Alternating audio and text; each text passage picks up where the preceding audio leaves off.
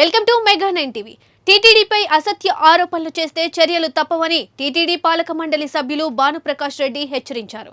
తిరుమల దేవస్థానం ప్రతిష్టను దిగజార్చే విధంగా మాట్లాడిన భూమనపై పోలీసులు కేసు నమోదు చేయడం హెచ్చరిక లాంటిదని తెలిపారు.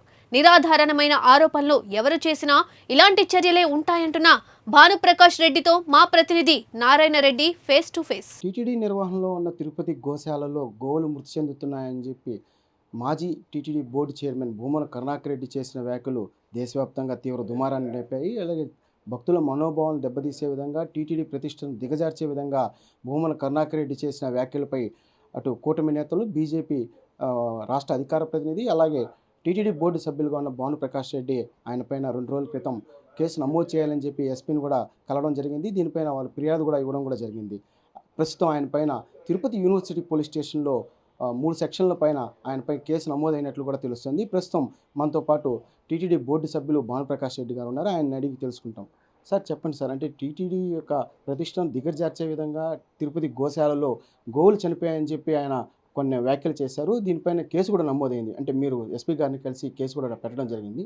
దానిపైన 3 సెక్షన్ల పైన కేసు నమోదైంది. దీనిపైన మీరు అఖిలాండ కోటి బ్రహ్మాండ నాయకుడు, కలియుగ ప్రత్యక్ష దైవం, కోట్లాది మంది హిందువులకు ఆరాధ్య దైవం ఏమిటి వెంకటేశ్వర స్వామి పట్ల, తిరుమల తిరుపతి దేవస్థానాల పట్ల అసత్య అబద్ధపు ఆరోపణలు చేస్తే కేసులు పెడతామని చెప్పి నేను చెప్పడం జరిగింది. అదేవిధంగా నేను మొన్న ఎస్పీ గారిని కలిశాను. నిన్న రాత్రి ఎస్వి యూనివర్సిటీ పోలీస్ స్టేషన్లో మాజీ ధర్మకర్తల మండలి అధ్యక్షులు కరుణాకర్ రెడ్డి గారు, మాజీ శాసనసభ్యులు, వారి మీద కేసు పెట్టడం జరిగింది. గోశాలన, గోవధశాలన, గోవులు బక్కచిక్కిపోయాయి, గోమాతలకు సరిగ్గా తిండి పెట్టట్లేదు, 100 పైచీలకు గోవులు 3 నెలల్లో చనిపోయాయి, అది పూడ్చిపెట్టిన స్థలం నేను చూపిస్తానని చెప్పి ఒక అబద్ధపు ప్రచారాన్ని భక్తులకు తీసుకుపోయారు. దాన్ని ఆ రోజు ఖండించాను. 43 గోమాతలు 3 నెలల్లో చనిపోయినాయి. దానికి కూడా ప్రత్యక్షంగా పరోక్షంగా మీరు బాధ్యత వహించాలి కరుణాకర్ రెడ్డి గారు. 1/4/2024లో ఎక్స్పైర్ అయినటువంటి మందులు గోవులకు వాడారు ఎస్వి గోశాలని, పురుగులు వండిన దానా గోవులకు వాడారని చెప్పి రిపోర్ట్స్ ఉన్నాయి. ఆ రోజు ఎందుకు యాక్షన్ తీసుకోలేదు? అవి పెట్టిన కారణంగా అదనంగా ఇంకా చాలా చనిపోయినాయని చెప్పి అక్కడ నిపుణులు చెప్తున్నారు. కాబట్టి కారణం మీరే ఆ మసి మాకు పూరుస్తారా? కాబట్టి నిన్న దీని మీద ఎస్వి యూనివర్సిటీ పోలీస్ స్టేషన్లో కరుణాకర్ రెడ్డి గారి మీద క్రిమినల్ కేసులు నమోదు చేయడం జరిగింది.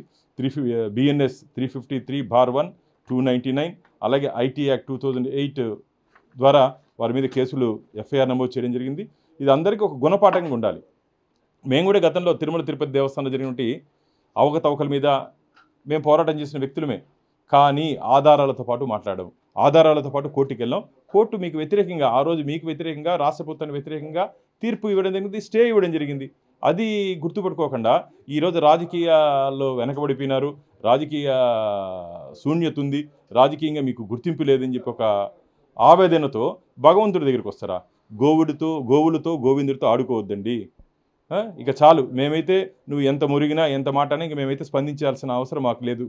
ఈ గోశాల విషయంలో కానీ, గోవిందుడి విషయంలో కానీ మేమైతే 2019 నుంచి 2024 వరకు మీ 5 సంవత్సరాల కాలంలో జరిగిన అన్ని అవినీతి అక్రమాల మీద 100 కోట్ల రూపాయలు పరకామంలో డాలర్లు దొంగతనం జరిగితే చెట్టు కింద పంచాయతీ చేసి లోకాదాలతో కాంప్రమైజ్ చేస్తావు. నువ్వు మీ ఇంట్లో 1 కోటి రూపాయలు పోతే ఆ విధంగా చేస్తారా కరుణాకర్ రెడ్డి గారు? అంటే మీకు ఒక న్యాయము, భగవంతుడికి ఒక న్యాయమా?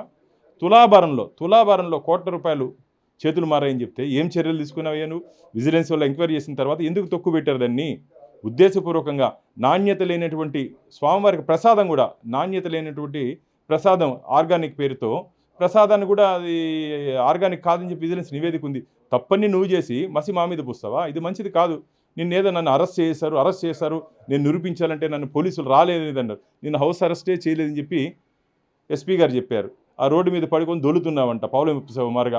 ఆ దొల్లేదేదో కొండ మీద వచ్చి అంగప్రదక్షిణ చేస్తుంటే పుణ్యమన్న వచ్చి ఉండేదని తిరుపతి ప్రజలు అంటున్నారు.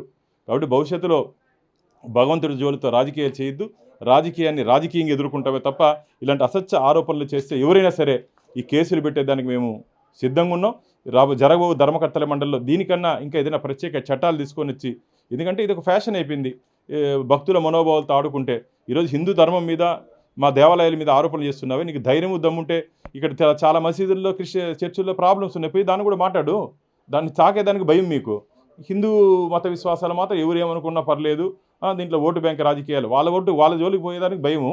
మా జైలుకి వచ్చి మా మీద ఆరోపణలు చేస్తారా? ఇది మంచిది కాదు కరుణాకర్ రెడ్డి గారు.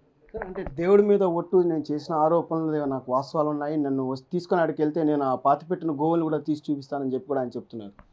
దేవుడి మీద ఒట్ట, భగవంతుడినే నమ్మలేవు, ఆ పాత చొప్పి వెంకటేశ్వరని కొడతానని చెప్తే వ్యక్తి నువ్వు ఎవరి మీద ఒట్టేస్తే ఏం నమ్మకనైనా మీ నాయకుడేమో ఏదో గంగా నదిలో మునిగినాడు, హిందూ మహాసముద్రంలో మునిగినా సరే నిన్ను మీ నాయకుడిని హిందువులు ఎవరు నమ్మే పరిస్థితులు లేరు.